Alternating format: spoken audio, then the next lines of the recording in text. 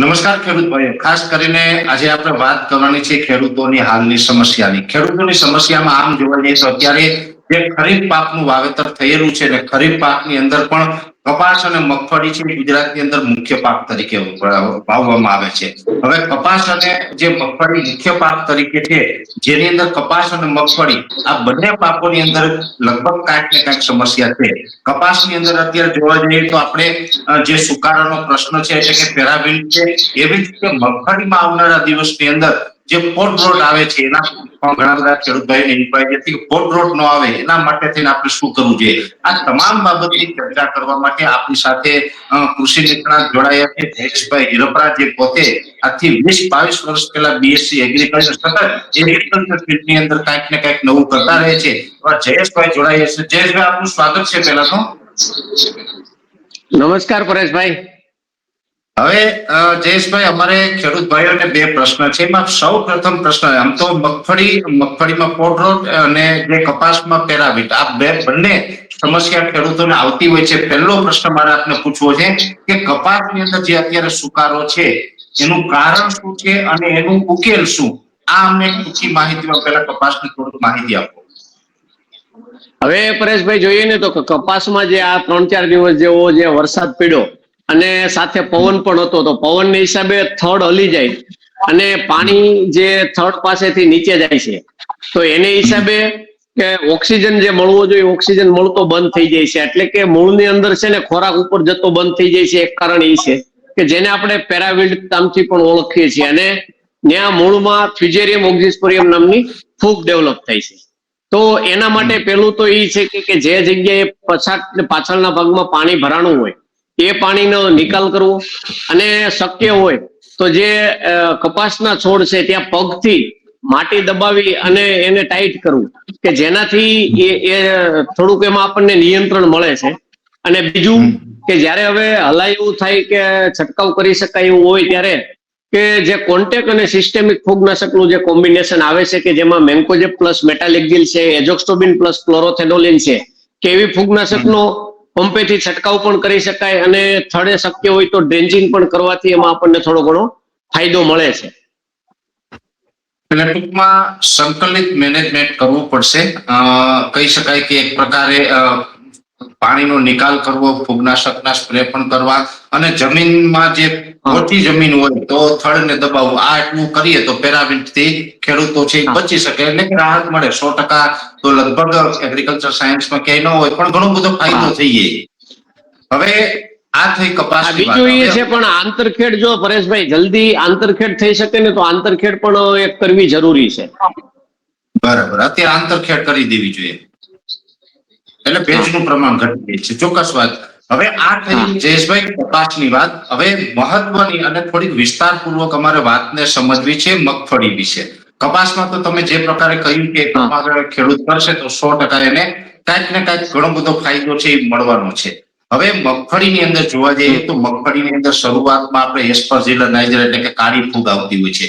એ પછી આપણે મગફળી થોડીક જે ઓર્વેલિયા છે ત્યાં ક્લેરેશિયમ એટલે કે જે સફેદ ફૂગ છે એનો ઉપદ્રવ જોવા મળતો હતો. અને બીજો એક પ્રશ્ન હમણાં 2-3 વર્ષથી આવે છે, પોટ રોટ, જે મગફળીના ડોડવા હોય છે જમીનની અંદર કાળા પડી જાય. તો આ ત્રણેય બાબતની માહિતી અમારે જોઈએ છે કે એક તો જે શરૂઆતમાં જે કાળી ફૂગ આવે છે એસ્પરજીલર નાઇજર, એમાં શું કરી શકાય, બીજા નંબરે સફેદ ફૂગમાં શું કરી શકાય, અને ત્રીજા નંબરે આપણે પોટ રોટ. આ ત્રણેય વિશે માહિતી આપીએ તો ખેડૂત ભાઈઓના ત્રણેય પ્રશ્ન જે મૂંઝવે છે એની અંદરથી ક્યાંક એમને માહિતી મળી શકે. હા, હવે જો આપણે જે ડોડવા કાળા પડી જવા પોડ રોટની વાત કરીએ તો એક પ્રકારનું ઈ પોડ રોટ એટલે કે ફળનો સડો, કે આપણે જે એન્થ્રેક્નોઝ એટલે કે કોલિટ્રોટ્રાઇકમ ફૂગ જે કહે છે એ છે. હવે એના આવવાના કારણો જે પરેશભાઈ છે ને એમાં જૈવિક અને અજૈવિક બે પ્રકારના છે. હવે જૈવિકની પેલા વાત કરીએ તો કે જમીનની અંદર જે ફૂગ અને જીવાત એટલે કે જમીનની અંદર જે રોગ અને જીવાત આવે છે ને બેયને હિસાબે આવવાની શક્યતા કહી શકાય. હવે આપણે રોગની વાત કરીએ તો કે જમીનની અંદર આવતા રોગમાં વાત કરીએ તો કે જો ફ્યુઝેરિયમ આવે છે, રાઇઝોક્ટોનિયા આવે છે, એસ્પરજીલસ આવે છે, ત્યાર પછી પિથિયમ નામની ફૂગ પણ આવે છે, ત્યાર પછી આપણે થડનો કોવારો જે કહીએ છીએ સ્ટેમ રોટ એટલે કે ક્લેરોસિયમ સફેદ ફૂગ પણ આવે છે. એટલે આ બધી ફૂગ છે એનું સેકન્ડરી ઇન્ફેક્શન જે છે ઈ પોડ રોટ તરીકે ડોડવા ઉપર સીધું લાગે છે. એમાં આપણે જે નવી વેરાયટી જે ગિરનાર 4 કરીને જે વેરાયટી આવી છે એ વેરાયટી ઉપર એનું આક્રમણ વધારે હોય છે. ત્યાર પછી જમીનજન્ય જીવાતની વાત કરીએ તો કે જમીનજન્ય જીવાતમાં આપણે એક તો સફેદ મુંડા છે, પછી વાયરવોર્મ છે. આ પણ જીવાત જો કે પણ ડોડવાને થોડું ઘણું નુકસાન કરે તો એમાં પણ ડોડવાનો સડો ચાલુ થઈ જાય છે. એટલે આ વાત થઈ આપણે કે જૈવિકની. હવે અજૈવિકમાં વાત કરીએ તો કે જેમ આપણે કપાસમાં વાત કરી એમ જો ભેજનું પ્રમાણ વધી જાય, પાણી વધી જાય, પછાટે પાણી ભરાતું હોય એમાં પણ પ્રશ્ન રહેશે. નાઇટ્રોજનનું પ્રમાણ વધી જતું હોય તો પણ પ્રશ્ન રહેશે. ત્યાર પછી બીજા તત્વની ઉણપની વાત કરીએ તો કે જે કેલ્શિયમ અને ઝીંકની જે ઉણપને હિસાબે પણ આનો પ્રશ્ન થતો હોય છે. એટલે આમાં કેલ્શિયમ ખાસ કરીને છંટકાવ દ્વારા અથવા જમીનમાં આપવું જરૂરી છે. પણ જ્યારે મગફળી પાકવાની 20-25 દિવસની વાર હોય ત્યારે આપણે સૌરાષ્ટ્રભરમાં જોઈએ તો કે ઘણા બધા વિસ્તારમાં ડોડવા હળવા માંડે છે અને એને હિસાબે આપણે ખેડૂતોએ વહેલી મગફળી કાઢી લેવી પડે. તો એવી પરિસ્થિતિ ન થાય એના માટે શરૂઆતથી સમયાંતરે આપણે સારી એવી ફૂગનાશકના કન્ટિન્યુ 8-10 દિવસના ગાળે છંટકાવ કરેલા હોય અને આવા જે કેલ્શિયમ હોય કે ઝીંક હોય, બોરોન હોય, આવા માઇક્રોન્યુટ્રન અને ગૌણ તત્વ જે કાંઈ આપણે વાત કરતા હોઈએ છીએ એ તત્વ આપેલા હોય તો એમાં આપણને ઘણો બધો ફાયદો થતો હોય છે.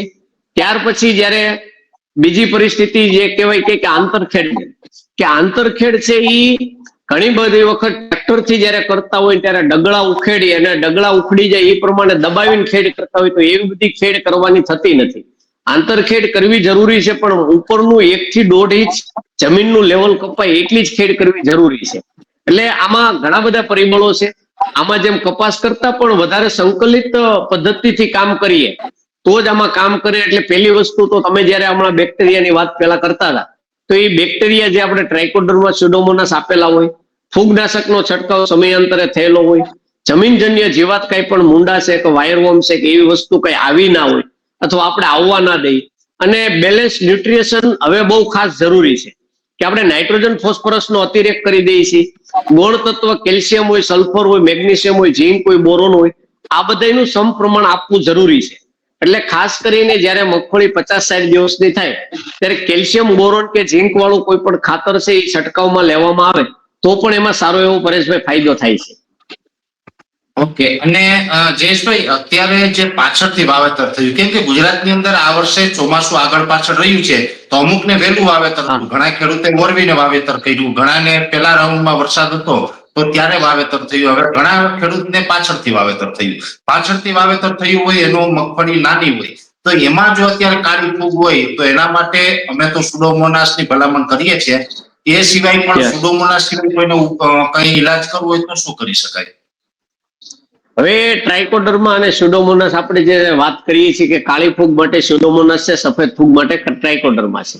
હવે એના સિવાયનો ઈલાજમાં આપણે વાત કરીએ તો કે સીધું કેમિકલ ઉપર જ જવું પડે કે જેમાં પારાયુક્ત દવા જે કેપ્ટન અને થાઇરમ છે એનો છંટકાવ તરીકે ઉપયોગ કરી શકાય.